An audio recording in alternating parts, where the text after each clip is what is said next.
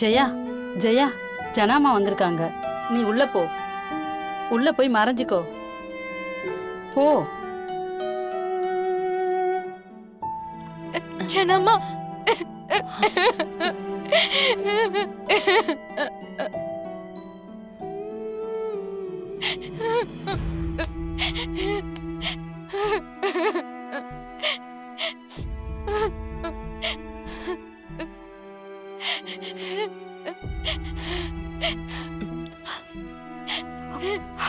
போதும்மா, போதும்.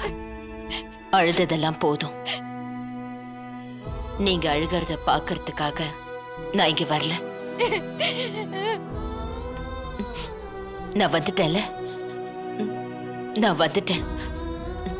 நீங்க கவலைப்படாதீங்க, கவலைப்படாதீங்க. ரொம்ப அசிங்கமாயிடுச்சு ஜனாமா.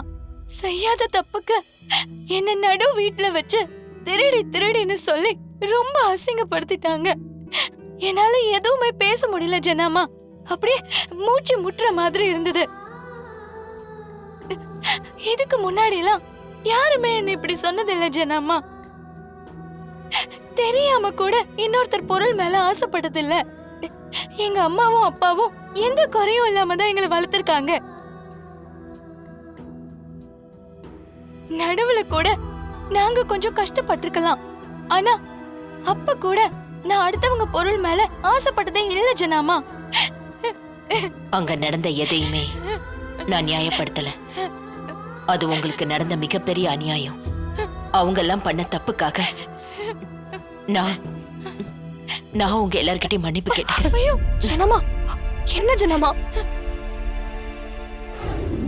மீனா, மீனா. வரேங்க. என்னங்க? கிளம்பு. எங்க? எங்கயா? ஓ மருமகளை வீட்டை விட்டு துரத்தினி இல்ல, அதுல உனக்கு பங்கு இருக்குல்ல. பார்த்தல அம்மா என்ன பேச்சு பேசினாங்க. எல்லாத்துக்கும் அப்படியே தலையை தொங்க போட்டு நின்றுட்டு இருந்த. அப்படியே நின்ன எல்லாம் சரியா போச்சா? இங்க பாருங்க, கேம் மேல எந்த தப்பும் இல்ல. மீனா, உன்னை திட்டக்கூடாதுன்னு நான் பாக்குறேன். மரியாதையா போய் தமிழ் எங்க இருக்கான்னு போய் பாரு. அவகிட்ட மன்னிப்பு கேளு. திரும்ப இந்த வீட்டுக்கு கூட்டிட்டு வந்துரு. நான் எதுக்கு அவகிட்ட மன்னிப்பு கேட்கணும்? நான் என்ன தப்பு பண்ணேன்? ஓ, நீ தப்பே பண்ணல. தப்பே செய்யாத ஒரு பொண்ணு மேல திருட்டு பட்டம் கட்டி குடும்பத்தோட அவங்கள வெளியே அனுப்புனது தப்பு இல்ல.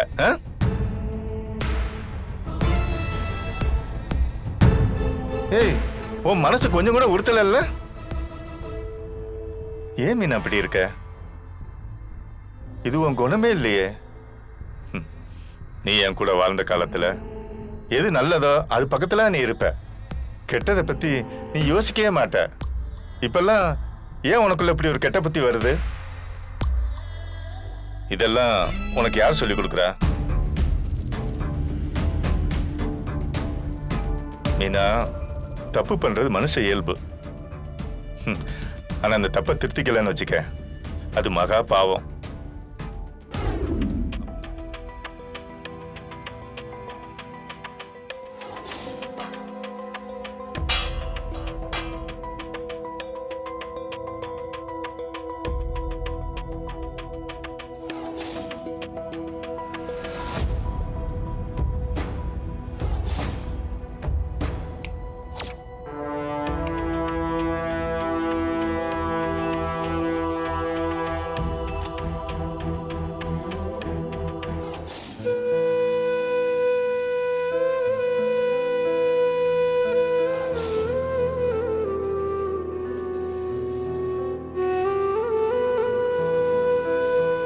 இவ கூட சேர்ந்து வாழவும் முடியல, இவ இல்லாம இருக்கவும் முடியல.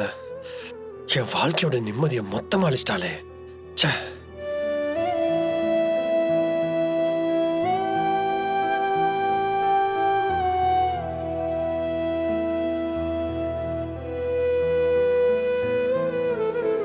அத்தா,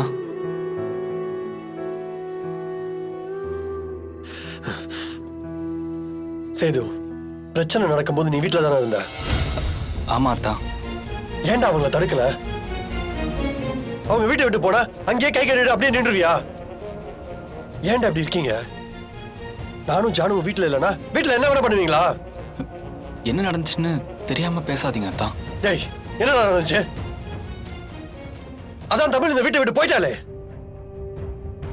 இதே வீட்டுல அப்பா ஒரு பக்கம் மனசு உடைஞ்சு போய் உட்கார்ந்துருக்காரு. ஜானு இப்ப தமிழை தேடி கிளம்பிட்டாங்க. இங்க நான் தனியா அலறிட்டு இருக்கேன்டா. டேய் சேது, நீ சிஸ்டர்னு தமிழ் மேல பாசமா தானே இருக்க. அந்த சிஸ்டரை தடுக்க தெரியாதா உனக்கு? அத்தான் நான் சொன்னேன் அத்தான். எவ்வளவோ கெஞ்சியும் பார்த்துட்டேன். சிஸ்டர் கேட்கறதாவே இல்லை. மாமாவும் போய் பேசி பார்த்தாரு.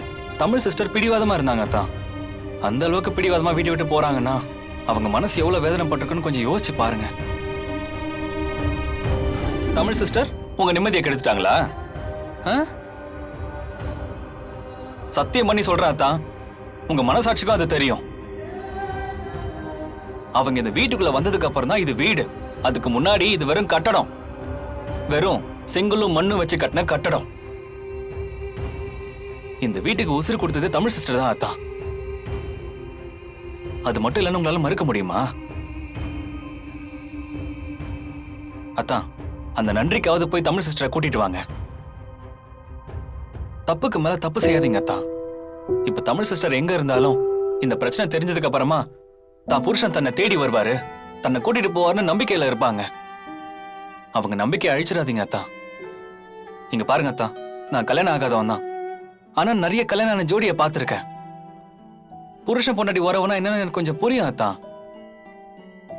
பொண்டாட்டிக்கு ஒரு பிரச்சனைனா இந்த உலகமே அவங்களுக்கு எதிராக நின்னாலும் பொண்டாட்டிக்கு துணையா நிக்கிறவன் தான் அத்தான் புருஷன். அவங்கள காப்பாத்துறவன் தான் நல்ல கணவன். நீங்க அதுல ஒருத்தனா இருக்கணும்னு நினைக்கிறேன் அத்தான். அப்புறம் உங்க இஷ்டம்.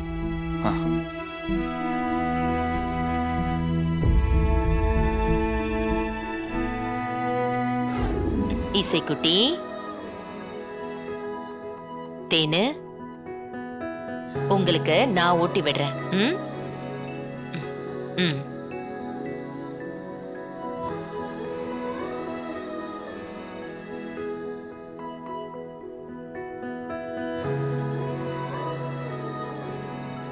இந்தா.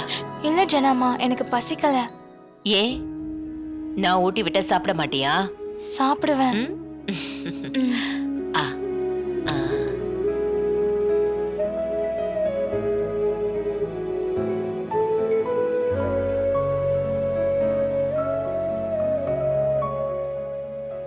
உங்களெல்லாம் சின்ன பிள்ளையிலேயே நான் பார்த்திருந்தேனா என் கையால நானே வளர்த்திருப்பேன்.